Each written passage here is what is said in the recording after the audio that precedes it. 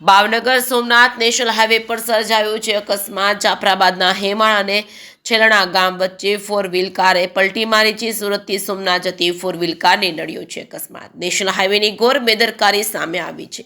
Highway પર માટીનો પાળો હોવાથી ફોર વ્હીલ કાર મારી હતી પલટી। 4 લોકોને સામાન્ય ઈજા પહોંચી છે। આ ઘટનાના પગલે આસપાસના સ્થાનિકોએ કારમાંથી સવારને બહાર કાઢ્યા હતા। ભાવનગર સોમનાથ નેશનલ હાઈવે પર અવારનવાર અકસ્માતની ઘટના વધી રહી છે। જે કેસમી ગુજરાત સાથે ધર્મેશ મહેતા, રાજુલા। હર્ષદભાઈ રણછોડભાઈ પડસાળા।